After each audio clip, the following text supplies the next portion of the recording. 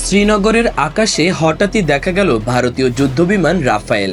পাকিস্তানের রাডার ও sensor system রহস্যজনকভাবে নিষ্ক্রিয় হয়ে যাওয়ার পর সেটি বাধ্য হয় জরুরি অবতরণে। কি এমন ঘটল সীমান্তে? ভারত কি সত্যি ফলস ফ্ল্যাগ হামলার পরিকল্পনায় নেমেছে? আর সেই আক্রমণ আটকে দিল পাকিস্তান? পেহেলগামে সন্ত্রাসী হামলায় ২৬ পর্যটকের প্রাণহানির দায় ভারতের গোয়েন্দারা পাকিস্তানের ওপর চাপালেও ইসলামাবাদের দাবি এই হামলার সঙ্গে তাদের কোনো সম্পৃক্ততা নেই। ভারত অভিযোগ করছে ২২ এপ্রিল পেহেলগামে একটি উপত্যকায় পর্যটকদের ওপর চালানো হামলার পেছনে পাকিস্তান ঘনিষ্ঠ জঙ্গি গোষ্ঠীর হাত রয়েছে। এর প্রতিক্রিয়ায় পাকিস্তানি জাহাজের প্রবেশ নিষিদ্ধ, সিন্ধু পানি চুক্তি স্থগিত ও কূটনৈতিক সম্পর্ক হ্রাসের মতো একের পর এক শাস্তিমূলক পদক্ষেপ নিয়েছে দিল্লি।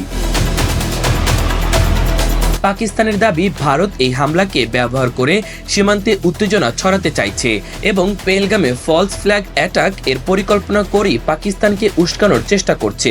প্রতিরক্ষামূলক ব্যবস্থা নিয়ে পিএএফ ভারতের অগ্রসর হওয়া যুদ্ধবিমানকে বাধ্য করে পিছু হটতে। এদিকে শুধু সামরিক বা কূটনৈতিক নয়, ভারতের ডিজিটাল যুদ্ধ জোরদার। ইমরান খান ও বিলাওয়াল ভুট্টোর এক্স হ্যান্ডেল ভারতে ব্লক করে দেওয়া হয়। নিষিদ্ধ করা হয় ১৬টি পাকিস্তানি ইউটিউব চ্যানেল, কিছু ইনস্টাগ্রাম অ্যাকাউন্টও। এমনকি পাকিস্তানের প্রধানমন্ত্রী শেহবাজ শরীফের ইউটিউব চ্যানেল পর্যন্ত আর ভারতের দর্শকের নাগালে নেই।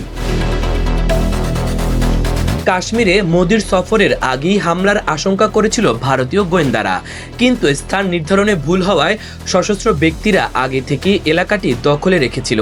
এরপর শুরু হয় সীমান্ত জুড়ে গোলাগুলি, আতঙ্কে বাংকার পরিষ্কার শুরু করে সীমান্তবর্তী পরিবারগুলো। বিলাওয়াল ভুট্টো হুঁশিয়ারি দিয়ে বলেন, যদি ভারত সিন্ধুর পানি বন্ধ করে দেয় তবে রক্ত বইবে।